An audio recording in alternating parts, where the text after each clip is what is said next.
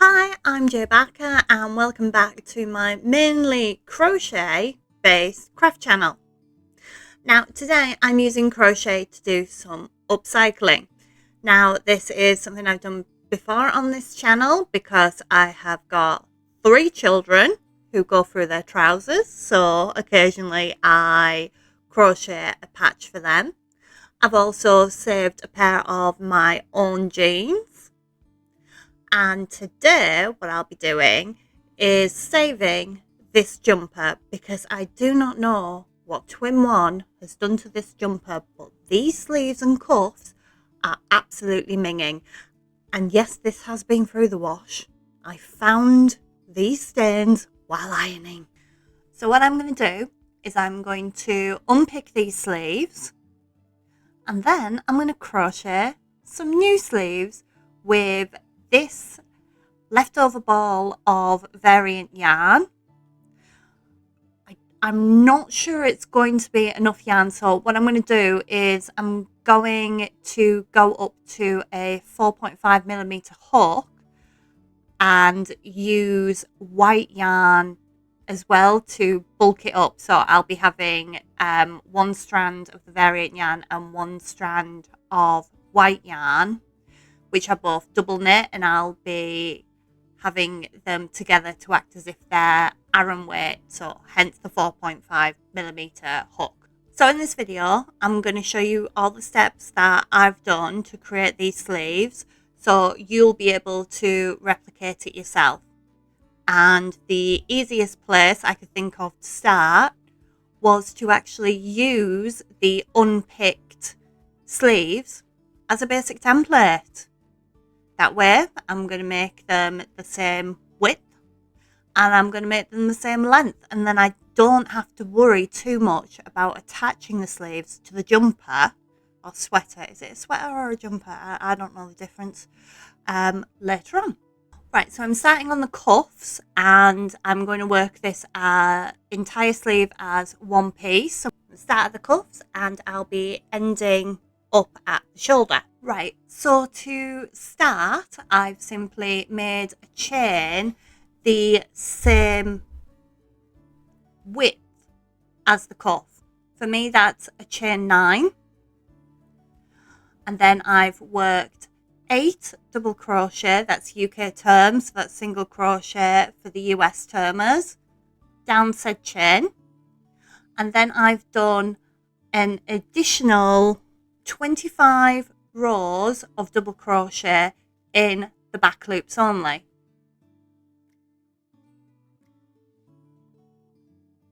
This gives the cuffs a ridge effect that is stretchy and also retracts back, so it makes perfect cuffs. Now I'm going to use my final row 26 on the cuffs, to actually join back into row 1, and that creates the circle of the cuff.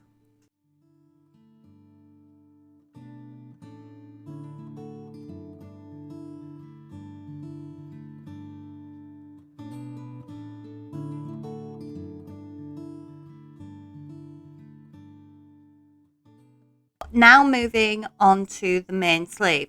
The main sleeve is going to be created using the traditional granny stitch. So a granny stitch is 3 treble crochets worked into 1 stitch. Remember, that's treble crochet UK terms, so if you are US terms, you are using double crochets. Now what I'm actually going to do is start each round, because we will be working in rounds now, with a chain 3.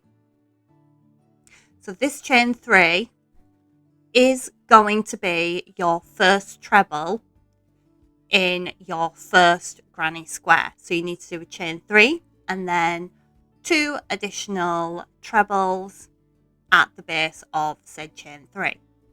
Now for round 1, you are working in the ends of the rows of your cuffs. you'll be skipping an end of the row each time. So there are 26 row ends on my cuff. I will only be doing 13 granny squares in total. So all I'm doing is 3 trebles in the end of row 1 of the cuff, skip the end of the row of row 2, 3 trebles in the end of row 3, and that's repeated all the way around.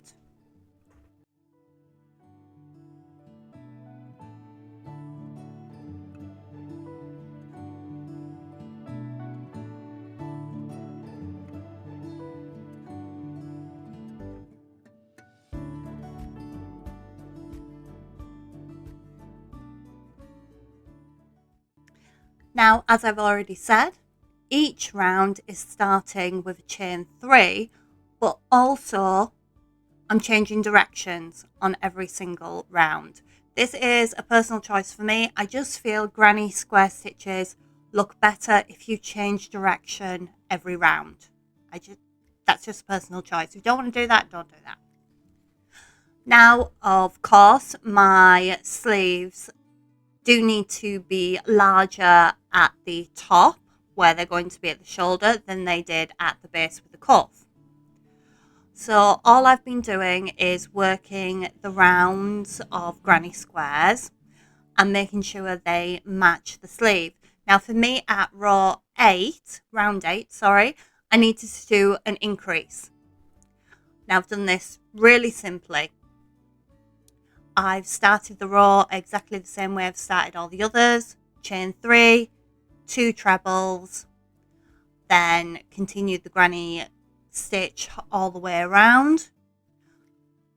But at the end of round 8, I put an additional 3 trebles, so that's 1 granny square, into the same stitch as my first granny square.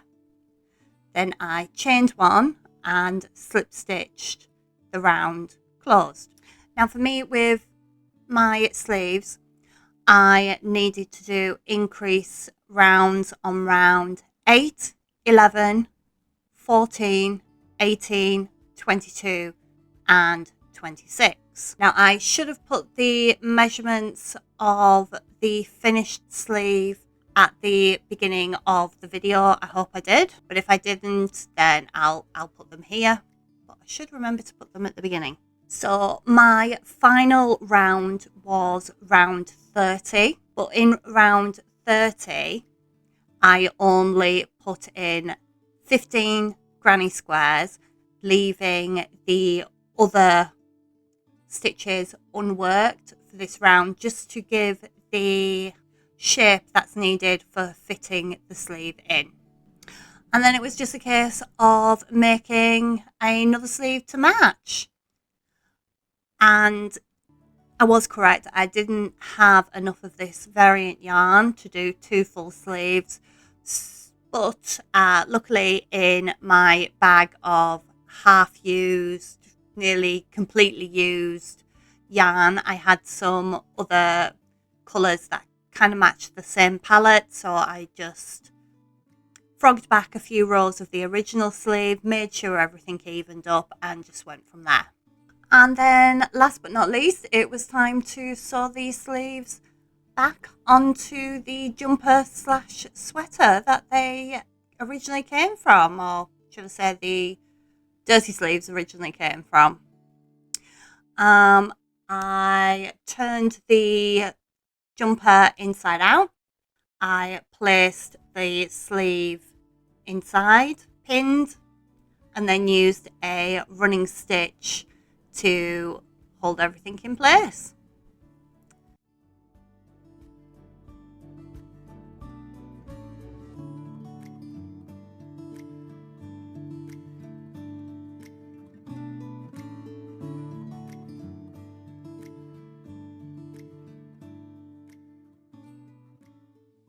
And here we go, all done, one finished jumper. And here it is on said child who managed to destroy the sleeves originally.